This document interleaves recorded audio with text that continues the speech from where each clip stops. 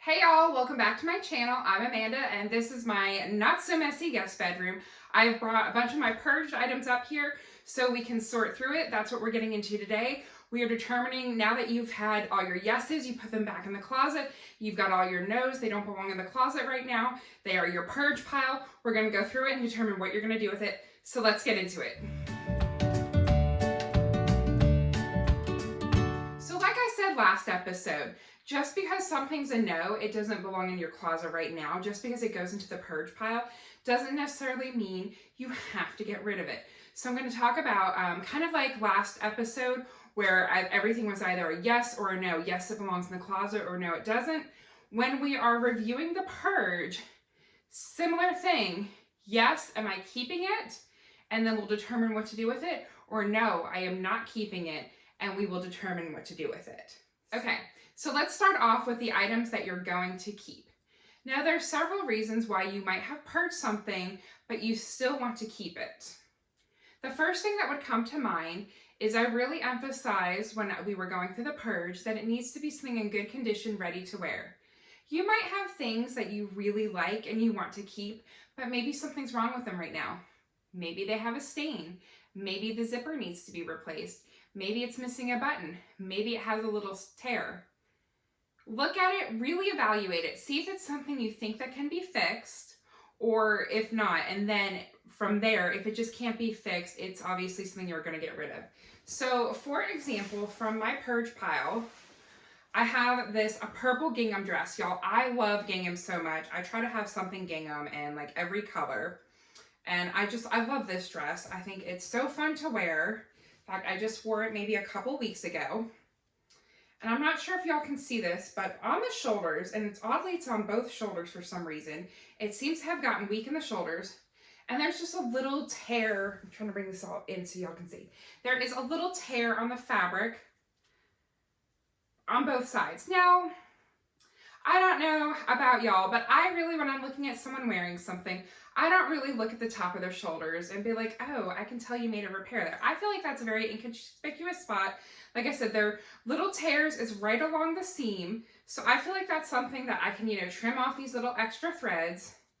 I can make a really simple stitch here, bring it together. If you're looking at it up close, you might be able to see like, oh, that's clearly, there was a little tear there and she repaired it. But I don't think it's going to be that noticeable and that big of a deal. And I really, really love this dress. So to me, making those small repairs is worth it in order to keep this. So I'm going to put this in my repair pile. If you watched my little from last week's episode, if you saw my little fast forward with all the different skirts, there was a beautiful skirt there. It's an Anthropologie skirt, and it had a big tear at the waist in the overlay fabric. I'm honestly not sure. That is well beyond what I'm comfortable with repairing, but I am going to try to find a seamstress to get that repaired. Another skirt that I had already known that needed to be repaired, so I didn't show it in that video, is this one here. So it's a really fun print. Again, something I really like, but when I wore it, I totally broke the zipper. So the zipper is still here, but the zipper pull came off, and the way the zipper is, it's sewn into the fabric at the bottom, so it's not easy to get a pull back on. Now, probably for a seamstress, this is a super easy fix. Again, this is just beyond my skill level, so this again is gonna go to my stack of something that needs to be repaired. For your repair items, you basically are going to have three options. One, if it's a minor repair, try to do it yourself. Kind of like my dress with the little just tears in the shoulder. I think that's something super easy that I can probably do myself. If it's nothing you feel comfortable doing, if you don't want to hem pants, you don't want to replace the zipper, if it's a larger tear like my Anthropologie skirt, take it to a seamstress. Now, your local dry cleaner sometimes might offer these services. Another good place to find a seamstress if you don't have one already is the app Nextdoor. I know a lot of people on Nextdoor will say it's for complaining or lost dogs. But you can get really great recommendations on Nextdoor as well. It's how we found our house painter, it's how we found our house cleaner, and it's how I got a recommendation for a seamstress that this stuff is going to go to. So I would recommend that. Another thing is you can also ask on Facebook. Maybe your friends have a seamstress that they use. Maybe they know someone. Maybe you have a friend who is like, oh yeah, I can do some seamstress stuff, for a small fee. But it's definitely a lost art, and it's not something people typically advertise, but if you look around, you can probably find a seamstress.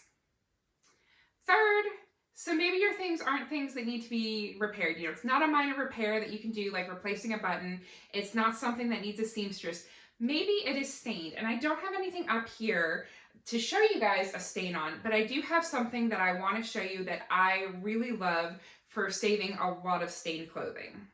So this is not sponsored, but in our house we use, this is called Puracy, Puracy. I will link it below. You can get this on Amazon. It's $15 for this bottle. This bottle lasts forever. I actually dropped it and I broke the top, so that's why I'm holding it this way, but I want y'all to see it. We love this stuff. This gets out all sorts of stains. I'm talking blood, I'm talking grease stains, I'm talking weird black marks that you have no idea where they came from, like all of it, it gets this out. If it's a really bad set-in stain, like maybe it's something that you didn't realize was stained and so you threw it in the wash and then it was dry, once it's typically been exposed to heat, that tends to set the stain in. Give this a try. If you do it the first time and you can see the stains fading a little, maybe hit it again. For really deep set-in stains, it does recommend that you spray this on, and so if your fabric's really gentle, I just rub it in with my fingers. If your fabric is more of a tougher fabric, then get a little scrub brush, or you can use a toothbrush as your scrub brush and really scrub it in there. But the more deep the stain is, the longer you want to let this sit on before you wash it. So I typically will do 24 hours or overnight, again, depending how deep my stain is, and then I will use this. There have been times when I have had to wash it several times with this, depending how bad the stain was. True story, my husband, love him, he was trying to be helpful. He threw in this beautiful pink dress I had, and it had these little floret flowers all over it. It was kind of made of like this type of tool, like imagine this like tulle material, but like little flowers all over a dress, and it was beautiful, and I love it. Very delicate, right? He threw it in with a pair of jeans. Needless to say, when it came out of the wash, it had like indigo stains, splotches all over it. I was horrified. A, it was an expensive dress. It cost me $180. B, I really, really liked the dress, and it was now sold out, so I was pretty ticked off. I used this stuff. I sprayed it in several areas. I washed it. The first time, it was starting to come out a little, but I was like, oh my gosh, like, this is never going to work. Each time I did it, more and more came out. I had to do it 5 times. I finally got that dress. There might be like one little spot that still has indigo like in the corner that you might see, but all in all, it looks really great, and it is thanks to this stuff. We have saved a fortune, and I'm not having to throw away clothes from this spray. So you've got your items that need to be fixed. You're going to try to keep, we're going to try to make it work. Another reason you might want to keep things is I really focused on the purge process. Does it belong in your closet? Are you going to wear it now? Are you going to wear it within the next month? You might have some things that just aren't in season. That doesn't mean you shouldn't get rid of them. I certainly don't think every year you should buy new sweaters, but that doesn't mean in the dead of summer you need to be staring at a stack of sweaters when you're trying to get dressed in the morning. Now here, I live in Memphis, and we only maybe have 3, maybe 4 months a year where we can wear sweaters. Sweaters also aren't supposed to be hung on hangers anyways, so what I do is I keep my sweaters neatly folded, and I just put them in a big bin. I keep them actually upstairs here in the guest bedroom closet, and then when winter comes, I bring them downstairs, and I just keep the bin in our closet downstairs for the few months, and then at the end of the season, I make sure everything's washed. If there's kind of do a little mini purge, make sure there's nothing I need to get rid of. I fold the sweaters up nicely, and I bring them back up here. Same thing when it's winter. Do you really need to be looking at, beach cover-ups and very, very summery things? You can do the same thing. You can also, if your closet's large enough and you don't have a ton of clothes, you can kind of have this is my, warm weather part of my closet. This is my cold weather part of my closet. Honestly, because we have so much warm weather here, like I said, we can only wear sweaters maybe 3 to 4 months out of the year. I have a lot of what I call like all season clothing. And so most of my clothing I can wear year round. There might be a few things, especially if they're not natural fibers, that I might not wear in the summer. But in general, most of my clothing can be worn year round. And it's just if it's colder, I'm going to perhaps layer it a little more. And if it's summer, I'm going to wear it more on my own. But for example, like a nice cotton dress, I would wear that both in winter and summer. In winter, I'm just maybe going to wear it with a cardigan and a pair of tights. And then in summer, I will wear it on its own. So I don't need to do this too much. But my sister, for example, she lives in Chicago.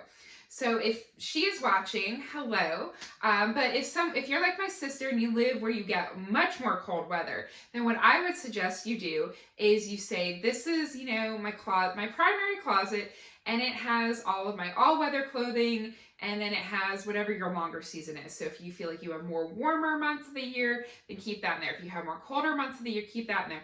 But have that, and then in another closet in your home, have that be your other seasonal things. And honestly, so my sister, she doesn't have a roommate, so she does have the luxury of being able to have 2 closets. So for her, I honestly wouldn't even recommend swapping them out. If you can do that in your home, so we have like our guest bedroom here. Obviously, when guests come, they're not filling the closet with clothes. So it's very easy for me to just keep things up here in this closet, and I don't truly have to completely flip out my closet every year. If you're limited on space and you do have to put things truly in storage, then you might have to do that twice a year, closet flip out. The last reason you might hang on to something, maybe it doesn't fit, but you think it might fit in the future. I want to be very careful with this. One, I'm not your doctor. This is not a weight loss program. This is a closet refresh program. So we're not going to talk about that too much. But I want you to be very honest. For me, there have been so many times when I have bought something or tried something on and been like, oh, this is going to be great when I lose 10 pounds. And then you know what? That doesn't happen. Or I gain 5 pounds instead of, And then I'm just constantly looking at this thing that I bought, still has the tags on it, never worn it. Now it fits even less than it did when I bought it. I've come a long way on my body positive journey and come to accept the body that I have right now. If you are on a weight loss program, if you want to lose weight, I don't think there's anything wrong with that either. You do you. But you have to get dressed tomorrow. You have to get dressed next week and the week after. I don't care how many salads you eat this week. I don't care how many miles you run. You're not going to drop 2 sizes in the next week. If you are seriously on a weight loss program and you think the size that doesn't fit right now, you think you see yourself getting to that size, set it aside. Same thing. Get a storage bin, fold things up nicely, put it in there. Maybe in a month, maybe 2 months, however long you decide, pick some intervals that you can go and try a few things on, see how it's going, help you measure your progress, see if you're getting there. With that, I would also strongly recommend setting a deadline. Maybe 6 months, maybe a year, but at some point, if those clothes aren't getting any closer to fitting, at some point I hope you will just say, I have got to accept what my situation is right now, and I have got to dress for the body I have right now. Now, if you're struggling with that, definitely come check me out on Instagram. I talk a lot more about body positivity on there. I have tons of blogger friends that also talk about body positivity and feeling confident in your own skin. We are happy to help you out and get that confidence. But the point is, you have to get dressed tomorrow. Don't keep clothes in your closet that don't fit if you can't wear them this week. I will add one more thing on. Don't go crazy with this. If there are things that don't fit, you don't want to wear them right now, they're not in season, but they have some sort of sentimental value to you, it's okay to keep a couple of those things. I still have my wedding dress in a storage box. I'm obviously never going to get rid of that. I still have the dress I wore for our engagement pictures. I don't know if I'm gonna wear it, but it's still special to me. What you don't need is, oh, this is the dress I wore for my bachelorette, and this is the one I wore to my bridal shower, and this is the one I wore to the rehearsal dinner, and this is the one I wore the first day on our honeymoon. Like, at some point, you don't need to have mounds and mounds of clothing that you're only keeping for sentimental value. Sometimes it's okay to say, you know what? I wore this dress at a very special time. I have a beautiful picture of me wearing this dress for this special time. It was beautiful. I love it. It's time to pass it on, and I hope someone else makes great memories in this dress or whatever this article of clothing is. It's okay to also have a few things that maybe you want to keep for your own sentimental value.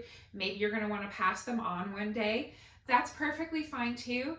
I just make sure you're being very, very particular about what truly has sentimental value and what's good enough to say, I have the memories, I have a nice picture in this, and you know what, that's enough for me. Okay, so those are all the things we're gonna keep. Let's talk about the things we're gonna get rid of. There's three main ways that you're gonna get rid of clothes. You are either going to donate them, and maybe you're like, I don't have the patience for anything but, like, yeah, it's all donate. Like, if I'm not keeping it, then it's all going to donation, and that is perfectly fine.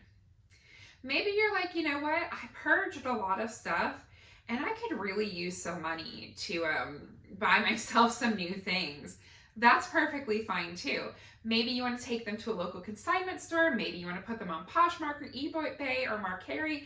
For the purpose of reselling, I'm going to talk about Poshmark just because that's the database that I'm the most comfortable with.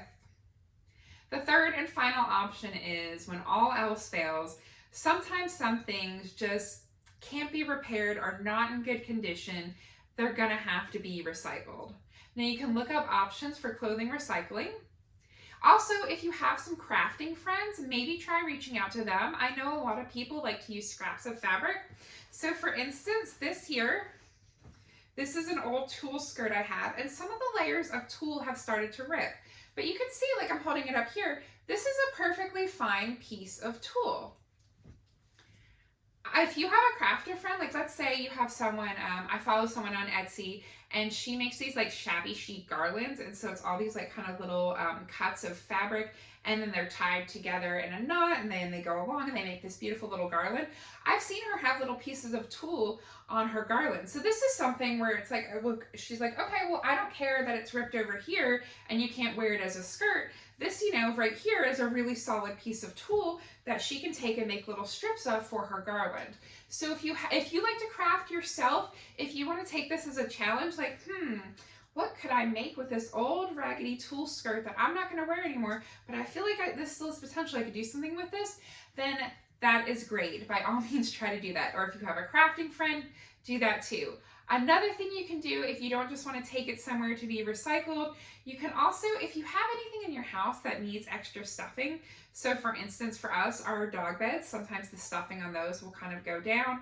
If you have any like of those giant pillows or anything, you can ball it up. You can see this real here is like very actually soft. This would make a super nice pillow actually, but you can either cut it into scraps or ball it up and kind of help stuff those things that need to be stuffed in your home and use the fabric as stuffing. Point is, try not to get these things. Let's just not throw them in a trash. Let's hope that they don't wind up in a landfill. Let's do everything we can to keep the clothing that we're not going to wear anymore. Let's keep it out of the landfill. Okay, so donate or Poshmark. I'm going to tell you what my threshold is for what I do on Poshmark and what I donate. You do not have to follow these guidelines. This is just what works for me personally and what I have the time for. So with Poshmark, in general, I think you need to list things for 40 to 50% off of their original retail price. So for example, this is a Draper James dress from Eloquy. It's gingham. It's a very nice material. I like it, but I have other gingham dresses, and so I just don't need this one anymore. This one originally retailed for, I believe it was $135, maybe a little less. We'll just call it $100 to be even. I wouldn't list this on Poshmark for a penny over $50. Oftentimes on Poshmark, people are going to try to make a deal. Let's say I go and I decide to list this on Poshmark for $50. I might get offers as low as $20. Now, usually for that, I'm like, no, I don't think so. But you're going to get some lowball offers. It's very rare, unless you have a really hot item, that you're going to sell everything you list on Poshmark for the exact price you listed it for. So you want to keep that in mind with your pricing. So let's say I list this for $50 and I'm going to expect to be giving a 20% discount to actually sell it. So that's $40. Poshmark additionally will take a 20% commission for using their selling platform. So if this winds up selling for $40, I will get $32. The buyer on Poshmark does pay the shipping, so you don't have to worry about that. Now, for me, to make $32 on this beautiful dress, that by the way is in perfect condition. I think I only wore it like 3 times. To do that, to make $32 in this dress, I'm like, yeah, sure, that is totally fine. That's totally worth my effort. When you start getting into smaller numbers, that's when I'm like, I don't know. If like everything was selling on Poshmark in the same day, and I could just, take, hey, 10 things to the post office at once, that would be fine. The post office for me is about 20 minutes from my house. So if I'm going to have to take something to the post office, between printing off the label, getting it wrapped and packed up, taking it there, coming back home, that eats up an hour of my day. So for me, it's like, okay, it really has to be worth it for me to want to take stuff and waste an hour of my day doing that. So if I'm only going to wind up with like $10, like that's just not worth it to me, to be quite frank. I make way more than $10 an hour. My time is worth more than $10 an hour to me. So I don't bother with that. So my rule of thumb is if I can't list it for at least $25 to begin with, because again, listing it for $25 means I'm really expecting to sell it for $20, which means Poshmark's going to take $4 from that, so I'll wind up with $16. That's really the minimum that I'm willing to list something on Poshmark for. So we have here, this is a dress that is from Target, from the Who What Wear collection. This print was really popular, I want to say like 4 years ago. I actually got this sent to me by mistake. I ordered this shirt and they sent me this dress and I was like, oh, okay, cool. And then I actually wound up never wearing this dress. Now this dress still has the tags on it, it's good, but I can see the original retail price of this was $32. I'm not sure that anyone, would pay $32 for a 4-year-old Target dress, even if it is brand new, perfect condition. I might try to list this for $25, but to be honest, like I don't expect someone to buy it. This might very well getting donated. With that, so like Poshmark, you can totally try. You can totally try to list something on Poshmark, and if someone buys it, great. Same thing with the clothes that don't fit. Set yourself a deadline. You don't want to be holding on to these clothes forever. The whole idea of this was to purge things, to not be hanging on to the things that we're not going to wear. So say, okay, I'm going to list this on Poshmark, and if it doesn't sell in a month, 2 months, 3 months, maybe if you're listing things off season, we're going into the warmer weather months now, so this probably isn't the best time to be listing sweaters. However long you're willing to hold on for it, that's up to you. But at some point say, okay, whatever doesn't sell on Poshmark after a certain time, I'm going to clear it out and then I'm going to donate it. Or, like I said, you could just say, you know what, I'm just going to donate everything. I don't want to deal with Poshmark. I don't have the time and patience for this. And that's perfectly fine too. Another option you can consider is taking it to a consignment place. So y'all might be familiar with a place called Plato's Closet. I do believe they're a national chain. There's also lots of local consignment shops. I know some of the consignment shops by me, they've told me they specifically are always looking for plus size clothing because they don't get enough of it brought in. So that's something I can consider. But a lot of consignment shops, they also want stuff that's like pretty current, and they want, they really tend to want like more high-end name brand stuff. And so I don't turn over my clothes super quick like that. I'm not someone who gets a dress, wears it once, and then immediately is ready to resell it because I focus on a holistic approach to my closet. So for me, like those places typically don't work because they typically aren't going to want, like I said, this dress, this gingham dress, this is more, this is classic gingham. Every summer, every spring, this dress is going to be in style. That is partially why I bought it. The only reason I added this to my purge pile was because I wound up getting another blue gingham dress that I liked a little better. And I was like, okay, girl, like you really don't need 2 blue gingham dresses, do you? That's the only reason this is in my purge pile. But, it's not current, it's not trendy, so this is necessarily not what the consignment stores are going to be looking for. And that's perfectly fine, but that's why I'm going to try my hand at Poshmarking this versus taking it to a consignment store. But if you feel like your stuff might be a good fit for consignment, by by all means, go take it. Typically they are going to take a much bigger cut.